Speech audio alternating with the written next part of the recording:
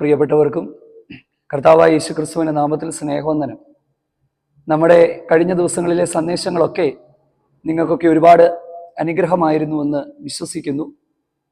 നമ്മൾ ഈ ഒരു എപ്പിസോഡ് മുതൽ വിശുദ്ധ വേദപുസ്തകത്തിലെ പുതിയ നിയമത്തിലെ ഏക പ്രവചന പുസ്തകമായ വെളിപ്പാട് പുസ്തകത്തിൽ നിന്ന് നമ്മൾ ചിന്തിക്കുവാനായിട്ട് പോവുകയാണ്.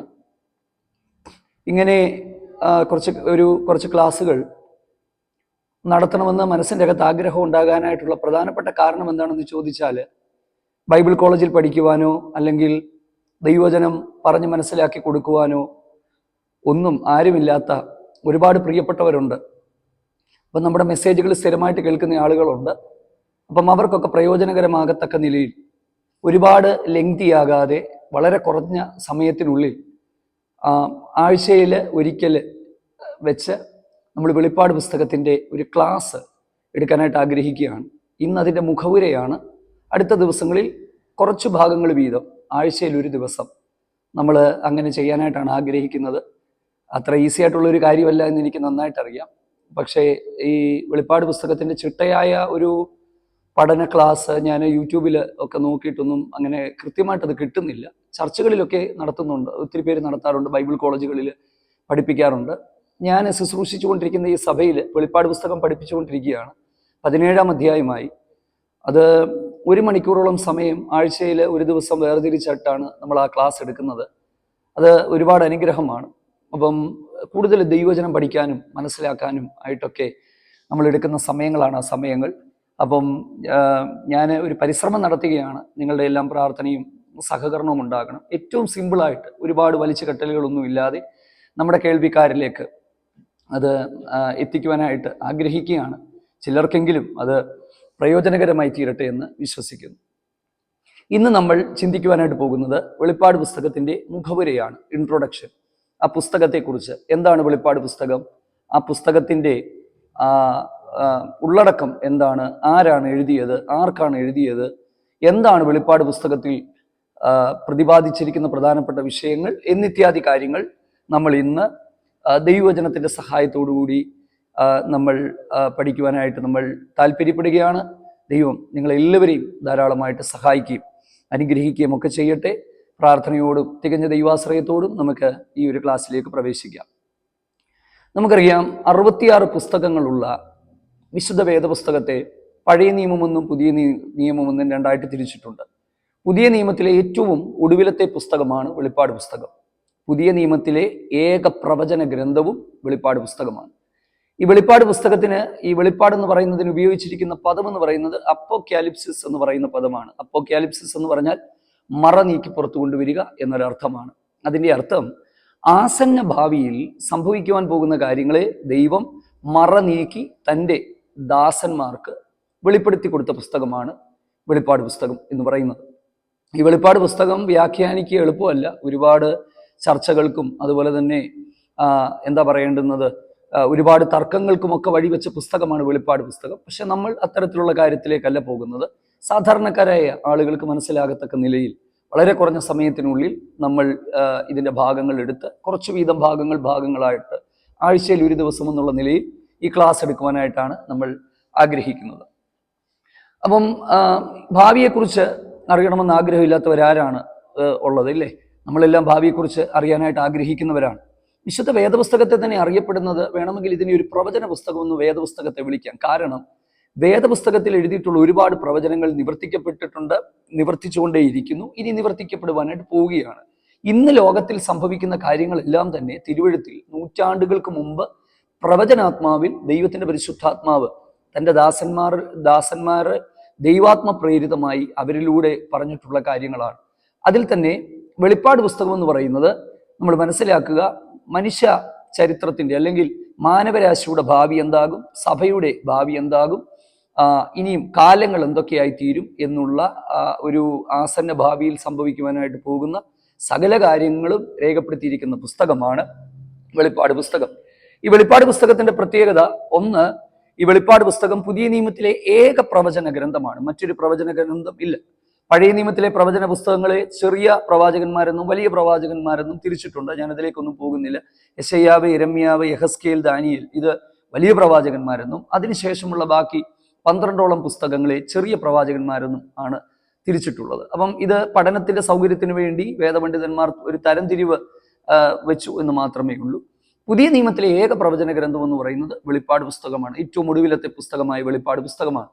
ഈ വെളിപ്പാട് പുസ്തകത്തെ നമ്മൾ പഠിക്കുന്നത് പ്രവാചകനായി ദാനിയേലിന്റെ പുസ്തകവുമായിട്ട് ചേർത്താണ് പലപ്പോഴും പഠിക്കുന്നത്.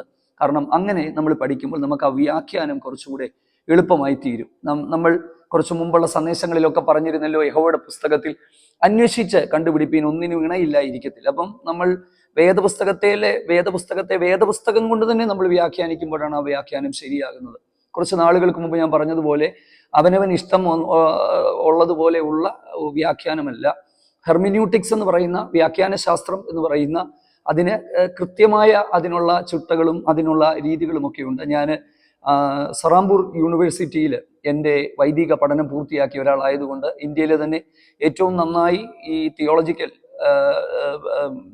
ദൈവശാസ്ത്രപരമായിട്ട് എന്താ പറയുന്നത് ഒരു നല്ല വിദ്യാഭ്യാസം നമുക്ക് കിട്ടുന്നതാണ് സറാംപൂർ യൂണിവേഴ്സിറ്റി എന്ന് പറയുന്ന ആ യൂണിവേഴ്സിറ്റി. അവിടെ നിന്നാണ് ഞാൻ എൻ്റെ തിയോളജിക്കൽ സ്റ്റഡീസ് എല്ലാം എടുത്ത് പുറത്തു വന്നതുകൊണ്ട് വ്യാഖ്യാന ശാസ്ത്രമൊക്കെ നന്നായിട്ട്, പ്രസംഗശാസ്ത്രവും വ്യാഖ്യാന ശാസ്ത്രവും ഒക്കെ നന്നായിട്ട് പഠിക്കുകയും ഒക്കെ ചെയ്തിട്ടുള്ള ഒരാളായതുകൊണ്ട് നമ്മൾ ഈ ആത്മീക സന്ദേശം അല്ലെങ്കിൽ ദൂതുകൾ പറയുമ്പോൾ നമ്മൾ ആ ഒരു രീതിയിലല്ല ഫോളോ ചെയ്യുന്നത് എങ്കിൽ പോലും നമ്മൾ മനസ്സിലാക്കുക, വേദപുസ്തകത്തെ നമുക്ക് വ്യാഖ്യാനിക്കാനായിട്ടുള്ള ഒരു രീതിയുണ്ട്. ആ രീതിയിൽ വേണം നമ്മളതിനെ വ്യാഖ്യാനിക്കാൻ.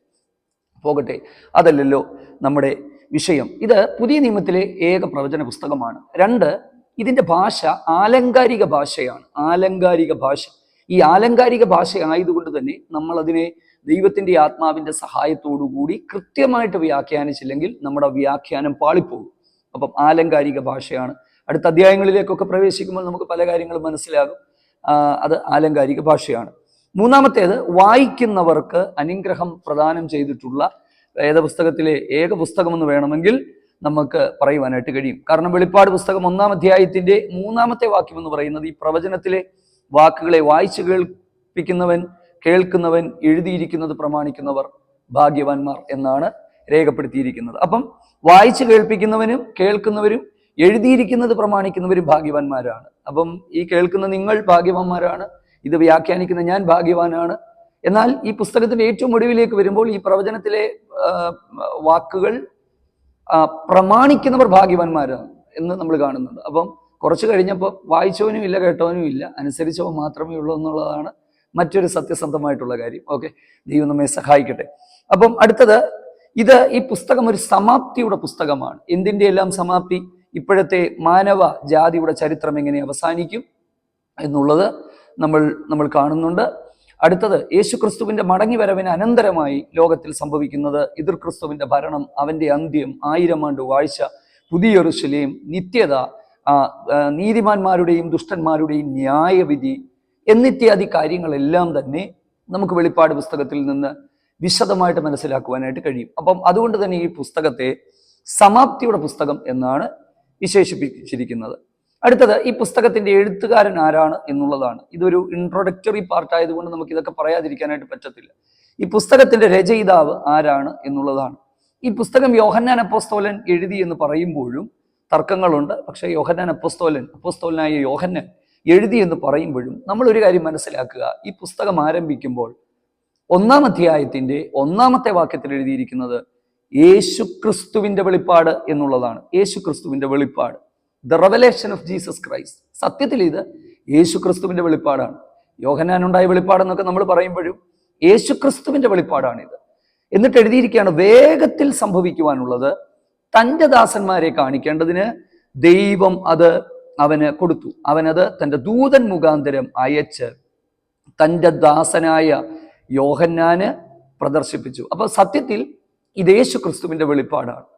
ഈ വെളിപ്പാട് പുസ്തകത്തിൽ എന്താണ് സംഭവിക്കുന്നത് എന്താണ് വെളിപ്പാട് പുസ്തകത്തിന്റെ യഥാർത്ഥമായ ഉള്ളടക്കം എന്ന് ഒറ്റ വാക്കിൽ ചോദിച്ചാൽ ഞാൻ പറയുന്ന ഒരു വാക്യമെന്ന് പറയുന്നത് 1 കൊരിന്ത്യർ 15-ാം അധ്യായത്തിലെ 24-ാമത്തെ വാക്യമാണ്. ആ 24-ാമത്തെ വാക്യം ഇങ്ങനെയാണ്: അന്ന് അവൻ എല്ലാ വാഴ്ചയ്ക്കും അധികാരത്തിനും ശക്തിക്കും നീക്കം വരുത്തിയിട്ട് രാജ്യം പിതാവായ ദൈവത്തെ ഏൽപ്പിക്കും. കഴിഞ്ഞ ദിവസങ്ങളിലൊക്കെ നമ്മൾ ആത്മീക യുദ്ധത്തെക്കുറിച്ച് ചിന്തിച്ചു ഇല്ലേ? വാഴ്ചകളോടും അധികാരങ്ങളോടും ഒക്കെയുള്ള നമ്മുടെ പോരാട്ടം. ഈ പോരാട്ടം എന്ന് തീരും? ഈ പോരാട്ടം തീരത്തിൽ ഉടനെയൊന്നും നമുക്കൊട്ട് തീർക്കാനും പറ്റത്തില്ല. കാരണം മുഴു ലോകവും ദുഷ്ടന്റെ അധീനതയിൽ കിടക്കുകയാണ്. ഇതിന്റെ പരമാധികാരി ദൈവമാണെങ്കിലും ഇതിന്റെ മേൽ അവകാശം സ്ഥാപിച്ച അവകാശിയെ പോലെ ഈ പറയുന്ന പൈശാചിക ശക്തികൾ, സാത്താന്യ ശക്തികൾ ഞങ്ങളുടേത് എന്ന് പറഞ്ഞ് ഇതിന്റെ മേൽ അവകാശം സ്ഥാപിച്ചിരിക്കുമ്പോൾ ഇവരുടെ അവകാശത്തെ നീക്കി ശുദ്ധീകരിച്ച് ന്യായവിധിയിലൂടെ ഈ രാജ്യത്തെ, അല്ലെങ്കിൽ എന്താ പറയുന്നത്, ഈ ഭൂമിയെ, ഈ പ്രപഞ്ചത്തെ പിതാവിന്റെ കൈകളിലേക്ക് തിരിച്ച് കർത്താവായ യേശു ക്രിസ്തു തിരികെ കൊടുക്കുന്നതാണ് വെളിപ്പാട് പുസ്തകം. വെളിപ്പാട് പുസ്തകത്തിൽ യേശു ക്രിസ്തുവിന് ഉപയോഗിച്ചിരിക്കുന്ന പദം കുഞ്ഞാടെന്ന് പറയുന്ന ഒരു പദമാണ്. അതെന്തുകൊണ്ടാണെന്നുള്ളത് നമ്മൾ പിന്നീട് നമുക്ക് മനസ്സിലാക്കുവാനായിട്ട് കഴിയും. കുഞ്ഞാട് മുദ്രകളിൽ ഒന്ന് പൊട്ടിച്ചപ്പോൾ, യേശു ക്രിസ്തു മുദ്രകളിൽ ഒന്ന് പൊട്ടിച്ചപ്പോഴെന്നല്ല, യേശു ക്രിസ്തുവിനെ കുഞ്ഞാടെന്നാണ് ഉള്ള പദം ഉപയോഗിച്ചാണ് വിശേഷിപ്പിച്ചിരിക്കുന്നത്. അതിന്റെ കാരണം എന്താണെന്നുള്ളത് നമുക്ക് പിന്നീട് ചിന്തിക്കാം. ഓക്കെ, നമ്മൾ അടുത്ത ക്ലാസ്സിലേക്ക് പോകുമ്പോൾ നമുക്ക് ആ ഒരു നിലയിൽ ചിന്തിക്കുവാനായിട്ട് ഇടയായിത്തീരും. അടുത്തത്, ഇത് യോഹന്നാനാണ് എഴുതിയത്. കർത്തൃ ദിവസത്തിൽ ആത്മവിവശനായി എന്ന് നമുക്ക് മനസ്സിലാക്കുവാനായിട്ട് കഴിയും. ഈ പുസ്തകത്തിൽ നമുക്ക് മനസ്സിലാക്കുവാനായിട്ട് പറ്റുന്ന ഇത് ആർക്കാണ് എഴുതിയത്? ഏഷ്യ ഭൂഖണ്ഡത്തിന്റെ പടിഞ്ഞാറേ അറ്റമായ മെഡിറ്ററേനിയൻ കടലിലേക്ക് തള്ളി നിൽക്കുന്ന ഒരു ഉപദ്വീപായിരുന്നു ഏഷ്യ മൈനർ എന്ന് പറയുന്നത്. അതൊരു റോമൻ പ്രവിശ്യയായിരുന്നു. അവിടെയുള്ള 7 സഭകൾ, എഫസോസ്, സ്മുർന, പെർഗമോസ്, തുയദൈര, സർദീസ്, ലവോദിക്കിയ, ഈ സഭകൾ, ഈ 7 സഭകൾക്കുള്ള ദൂതായിട്ടാണ് ഇത് ആരംഭിക്കുന്നത്. ഈ 7 സഭകൾ 7 കാലങ്ങളിലുള്ള സഭകളാണെന്നുള്ള പഠനമുണ്ട്. സാർവലോക സഭകളുടെ പ്രതിനിധികളായി 7 സഭകളെ വെച്ചുകൊണ്ടുള്ള വ്യാഖ്യാനങ്ങളുണ്ട്. ഇതൊക്കെ നമുക്ക് പിന്നീട് ചിന്തിക്കാം. ഓക്കെ, അത് നിങ്ങൾക്ക് മനസ്സിലായല്ലോ. എന്നാൽ 2-ാം അധ്യായത്തിന്റെ 23-ാമത്തെ വാക്യത്തിൽ സകല സഭകളും അറിയും എന്ന് എഴുതിയിരിക്കുന്നത് കൊണ്ട് നമുക്ക് മനസ്സിലാക്കുവാനായിട്ട് പറ്റുന്നത് വെളിപ്പാട് പുസ്തകം ഈ 7 സഭകൾക്ക് മാത്രം ഉള്ളതല്ല, എല്ലാ കാലത്തുമുള്ള സാർവലൗകിക സഭ എന്ന് പറയുന്ന യൂണിവേഴ്സൽ ചർച്ച് എന്ന് പറയുന്ന സർവലോക സഭകൾ, സകല സഭകൾ, ആ സഭകൾക്കുള്ള ദൂതാണ് ഈ വെളിപ്പാട് പുസ്തകത്തിലെ ഈ മെസ്സേജുകളെല്ലാം തന്നെയെന്ന് നമുക്ക് മനസ്സിലാക്കുവാനായിട്ട് കഴിയും. കഠിനമായ പരീക്ഷകളിലൂടെയും പരിശോധനകളിലൂടെയും ഒക്കെ ഈ അപ്പോസ്തലനായ യോഹന്നാൻ ഇത് എഴുതുമ്പോൾ അവിടുത്തെ ജനങ്ങൾ കടന്നുപോയി. ആ പീഡനത്തെക്കുറിച്ചൊന്നും വിവരിക്കാനുള്ള സമയമല്ലെങ്കിലും പ്രധാനപ്പെട്ട 10 പീഡനങ്ങൾ ചരിത്രത്തിൽ രേഖപ്പെടുത്തിയിട്ടുണ്ട്. 1-ാമത്തെ പീഡനം നീറോ ചക്രവർത്തിയുടെ കാലത്താണ്. അദ്ദേഹം ഭരിച്ചുകൊണ്ടിരിക്കുമ്പോൾ AD 64 അദ്ദേഹം റോമൻ നഗരത്തിന് തീയിട്ടിട്ട് ക്രിസ്ത്യാനികളാണ് തീയിട്ടതെന്നുള്ള ആരോപണം അവരുടെ മേൽ വരുത്തി ദാരുണമായി ലക്ഷക്കണക്കിന് ക്രിസ്ത്യാനികളെ കൂട്ടക്കൊല ചെയ്തു. അങ്ങനെ പത്രോസിനെയും പൗലോസിനെയും ഒക്കെ AD 67 വധശിക്ഷയ്ക്ക് വിധിച്ചത് നീറോ ചക്രവർത്തിയാണ്. നീറോ ചക്രവർത്തിക്ക് ശേഷമാണ് ഡൊമീഷ്യൻ ചക്രവർത്തി.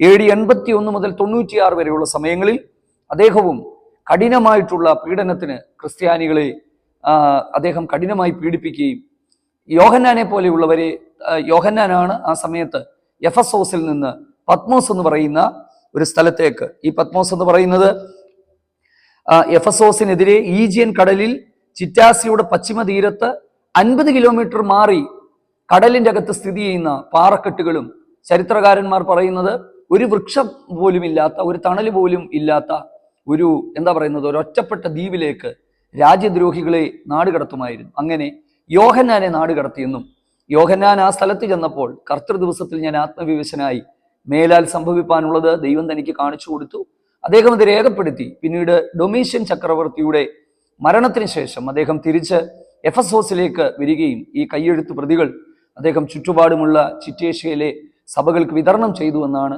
ചരിത്രം പറയുന്നത്. അപ്പൊ ഇതിൻ്റെ അകത്തൊക്കെ ഒത്തിരി ആത്മീക ദൂതുകളുണ്ട്. ഒരു ദൈവ പൈതലിനെ ഏത് പ്രതിസന്ധിക്കകത്തേക്ക് ലോകമനുഷ്യൻ തള്ളിവിട്ടാലും വിളിച്ച ദൈവം വിശ്വസ്തനാണ്. അവിടെ ഇറങ്ങി വന്ന് സംസാരിക്കുവാൻ ദൈവത്തിന് കഴിയുമെന്നുള്ള കാര്യം നാം മനസ്സിലാക്കുക. ഓക്കെ, അതവിടെ നിൽക്കട്ടെ. എന്തുകൊണ്ടാണ് ക്രിസ്ത്യാനികളെ ആ സമയത്ത് പീഡിപ്പിച്ചത്? പീഡനത്തിന് ഒരുപാട് കാരണങ്ങളുണ്ട്. ഒന്ന്, അവരെ നിരീശ്വരവാദികൾ എന്ന് പറഞ്ഞ് മുദ്രകുത്തി. കാരണം വിഗ്രഹങ്ങളില്ല, ഫോട്ടോയില്ല, ഒരു ആരാധനക്രമമില്ല, ആരാധനാലയത്തിലേക്ക് വന്നാൽ പ്രത്യേകിച്ചൊന്നും കാണാനില്ലാത്തതുകൊണ്ട് ഇവർ നിരീശ്വരവാദികളാണെന്ന് ഒരു കുറ്റം അവരുടെ മേൽ ചുമത്തി. 2, കർത്തൃമേശയുടെ സമയത്ത് അപ്പവും വീഞ്ഞും അവരുപയോഗിക്കുമ്പോൾ ഇത് യേശുവിൻ്റെ രക്തം ശരീരം എന്നുള്ള പദപ്രയോഗങ്ങൾ, ഇവർ നരഭോജികളാണെന്നുള്ള ഒരു ചിന്താഗതി സമൂഹത്തിലേക്ക് കൊണ്ടുവരികയും അങ്ങനെ സഭയ്ക്കെതിരെ ജനങ്ങൾ തിരികുകയും ചെയ്തു. 3ാമത്തെ പീഡനത്തിന്റെ പ്രധാന കാരണം എന്ന് പറയുന്നത് അന്ന് നിലനിന്നിരുന്ന കൈസറെ അല്ലെങ്കിൽ ചക്രവർത്തി ആരാധന, ചക്രവർത്തി പൂജയ്ക്ക് ക്രിസ്ത്യാനികൾ തയ്യാറല്ലായിരുന്നു.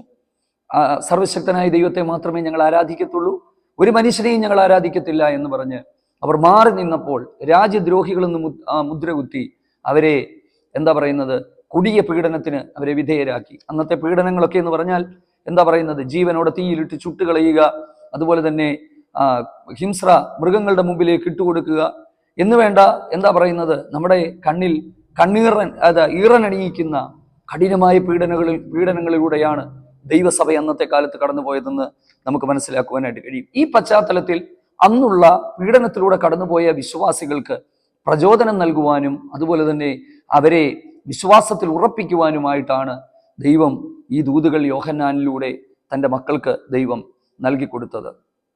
ഒരു കാര്യം കൂടെ പറഞ്ഞിട്ട് നമ്മൾ ഇന്നത്തെ മുഖവരെ നിർത്തുകയാണ്. 1-ാം അധ്യായത്തിന്റെ 18ാമത്തെ വാക്യത്തിലേക്ക് നമ്മൾ വരുമ്പോൾ ആ വാക്യത്തിൽ എഴുതിയിരിക്കുന്നത് ഇങ്ങനെയാണ്. 19ാമത്തെ വാക്യം, നീ കണ്ടതും ഇപ്പോൾ ഉള്ളതും ഇനി സംഭവിക്കാനിരിക്കുന്നതും. വെളിപ്പാട് പുസ്തകത്തിലെ 22 അധ്യായങ്ങൾ നമ്മൾ വിഭജിച്ച് പഠിക്കുകയാണെങ്കിൽ, 1 നീ കണ്ടത്. 1-ാം അധ്യായത്തിൽ തേജോന്മയനായ കർത്താവിനെയാണ് യോഹന്നാൻ കാണുന്നത്. അതിനെക്കുറിച്ച് പിന്നീട് ഞാൻ വിവരിക്കാം. 2-ാമത്തേത് 2-3 അധ്യായങ്ങളിൽ ഇപ്പോഴുള്ളത്, അതാണ് ഏഷ്യ മൈനറിലെ 7 സഭകളുടെ അവസ്ഥകൾ. മേലാൽ സംഭവിക്കുവാൻ പോകുന്നത് 4 മുതൽ 22 വരെയുള്ള അധ്യായങ്ങൾ. അപ്പം ഇതാണ് ഈ പുസ്തകത്തിന്റെ മുഖവരിയായിട്ട് നമുക്ക് പറയുവാനായിട്ട് ഉള്ള കാര്യങ്ങൾ.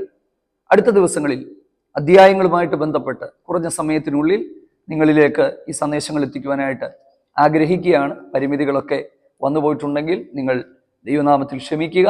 ദൈവം നമ്മളെ സഹായിക്കട്ടെ. ഭാവിയിൽ ദൈവം അത് ചെയ്തെടുക്കുവാനായിട്ട് പോകുന്ന കാര്യങ്ങൾ ഈ പുസ്തകത്തിലൂടെ വെളിപ്പെടുത്തുമ്പോൾ നമ്മുടെ പഠനം നമ്മുടെ ആത്മീക വർധനവിന് ഇടയായി തീരട്ടെ എന്ന് പറഞ്ഞുകൊണ്ട് ഇന്നത്തെ ഈ ഒരു ഇൻട്രോഡക്ടറി പാർട്ട് ഇവിടെ അവസാനിപ്പിക്കുകയാണ്. ദൈവം നമ്മളെല്ലാവരെയും ധാരാളമായിട്ട് സഹായിക്കട്ടെ. ആമേൻ. God bless U.